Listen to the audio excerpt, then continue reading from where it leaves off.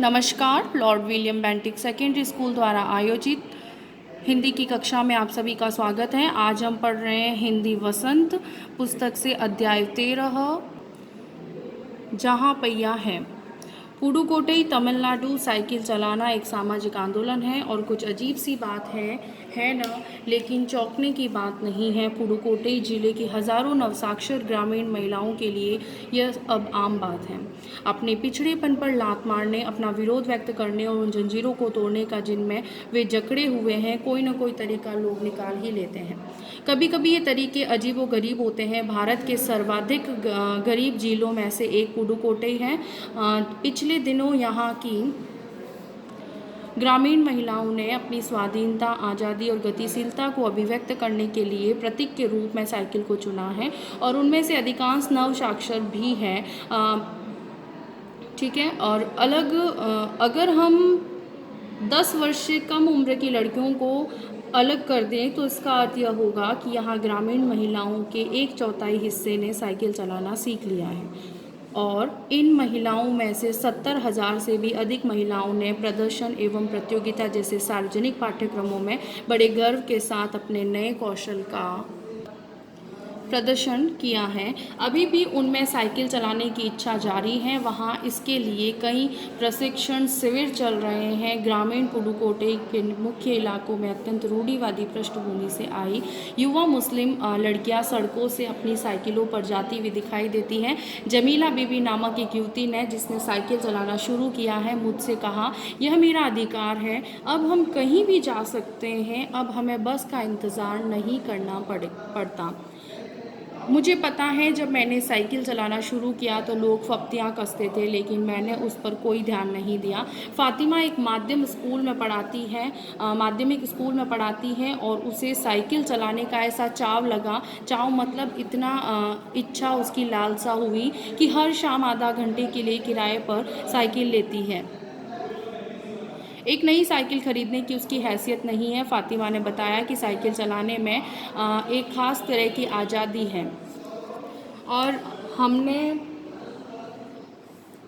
हमें किसी के ऊपर भी निर्भर नहीं रहना पड़ता है। मैं कभी इसे नहीं छोड़ूंगी। जमीला, फातिमा और उनकी मित्र अवकनी, इन सबकी उम्र 20 वर्ष के आसपास है और इन्हें अपने समुदाय की अनेक युवतियों को साइकिल चलाना सिखाया है। इन सब ने इस जिले में साइकिल की धूम मची हुई है और इसकी प्रशंसकों में है महिला खेतीहर मजदूर, पत्थर खदानों में मजदूरी करने वाली औरतें और गांवों में काम करने वाली नर्सें, बालवाड़ी और आंगनवाड़ी कार्यकर्ता, बेशकीमती पत्थरों को तराशने में लगी औरतें और स्कूल की अध्यापिकाएं भी साइकिल का जमकर इस्तेमाल कर रही हैं। ग्राम सेविकाएं और दोपहर का भोजन पहुंचाने वाली औरतें भी पीछे नहीं हैं। सबसे बड़ी संख्या उन लोगों की है जो अभी नवसाक्षर हुई हैं। जिस किसी नव साक्षर अथवा नई साइकिल चलाने वाली महिला से मैंने बातचीत की है, उसने साइकिल चलाने और अपनी व्यक्तिगत आज़ादी के बीच एक सीधा संबंध बताया है। साइकिल आंदोलन की एक अगुवा का कहना है, मुख्य बात यह है कि इस आंदोलन ने महिलाओं को बहुत आत्मविश्वास प्रदान किया है।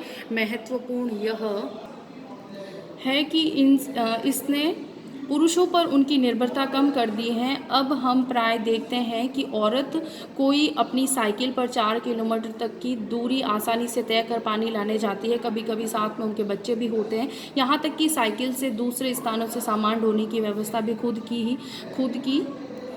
ही की जा सकती है। लेकिन यकीन मानिए, जब इन्होंने साइकिल चलाना शुरू किया था तो इन पर लोगों ने जमकर प्रहार किया था, जिससे इन्हें झेलना पड़ा और गंदी गंदी टिप्पणियां भी की गई थी। लेकिन धीरे धीरे साइकिल चलाने को सामाजिक स्वीकृति मिली, इसीलिए महिलाओं ने इसे अपना लिया। साइकिल प्रशिक्षण शिविर देखना एक असाधारण अनुभव है। किला कुरुचि गाँव में सभी साइकिल सीखने वाली महिलाएं रविवार को इकट्ठी हुई थी। साइकिल चलाने के आंदोलन के समर्थन में ऐसे आवेग देख करके कोई भी हैरान हुए बिना नहीं रह सकता है और उन्हें इसे सीखना ही है। साइकिल ने उन्हें पुरुषों द्वारा थोपे गए दायरे के अंदर रोज़मर्रा की घिसी पिटी चर्चा से बाहर निकालने का रास्ता दिखाया। ये नव साइकिल चालक गाने भी गाती हैं और उन गानों में साइकिल चलाने को प्रोत्साहन दिया गया है। इनमें से एक गाने की पंक्ति का भाव है, ओ बहिना आ सीखे साइकिल घूमे समय के पहिए संग। जिन्हें साइकिल चलाने का प्रशिक्षण मिल चुका है और उनमें से बहुत बड़ी संख्या में साइकिल सीख चुकी महिलाएं अभी नई नई साइकिल सीखने वाली महिलाओं को भरपूर सहयोग देती हैं और उनमें यहाँ न केवल सीखने सिखाने की इच्छा दिखाई देती है बल्कि उनके बीच यह उत्साह भी दिखाई देता है कि सभी महिलाओं को साइकिल चलाना सीखना चाहिए। 1992 में अंतर्राष्ट्रीय महिला दिवस के बाद अब यह जिला कभी भी पहले जैसा नहीं हो सकता। हैंडल पर झंडियाँ लगाए घंटियाँ बजाते हुए साइकिल पर सवार 1500 महिलाओं ने पुडुकोट्टई में तूफान ला दिया है। महिलाओं की साइकिल चलाने की इस तैयारी ने यहाँ रहने वालों को हक्का बक्का कर दिया है।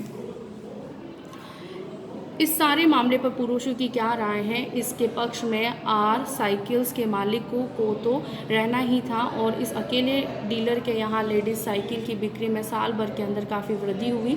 माना जा सकता है कि इस आंकड़े को 2 कारणों से कम करके आंका गया है। पहली बात तो यह कि ढेर सारी महिलाओं ने जो लेडीज़ साइकिल का इंतज़ार नहीं कर सकती थी, जेंट्स साइकिलें खरीदने लगी। दूसरे, उस डीलर ने बड़ी सतर्कता के साथ ये जानकारी मुझे दी थी। उसे लगा कि मैं बिक्री कर विभाग का कोई आदमी हूँ।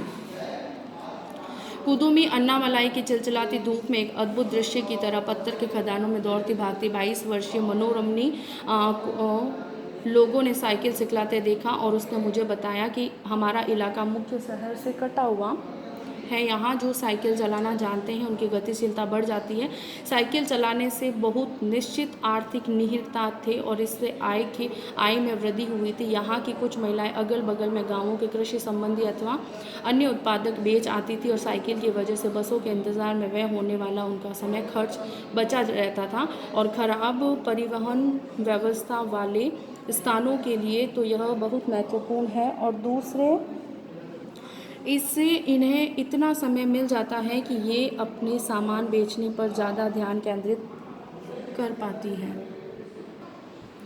तीसरे, इससे ये और अधिक इलाकों में जा पाती हैं। अंतिम बात यह कि अगर आप चाहें तो इससे आराम करने का काफ़ी समय मिल सकता है। जिन छोटे उत्पादकों को बसों का इंतज़ार करना पड़ता था, वह बस स्टॉप तक पहुंचने के लिए भी पिता, भाई, पति या बेटों पर निर्भर रहना पड़ता था। वे अपना सामान बेचने के लिए कुछ गिने चुने गाँवों तक ही जा पाती थी। कुछ को पैदल ही चलना पड़ता था। जिनके पास साइकिल नहीं है वे अब भी पैदल ही जाती हैं। फिर उन्हें बच्चों की देखभाल के लिए या पीने का पानी लाने हेतु घरेलू कामों के लिए भी जल्दी ही भागकर पहुंचना पड़ता था। अब जिनके पास साइकिलें हैं वे सारा काम बिना किसी दिक्कत के कर लेती हैं।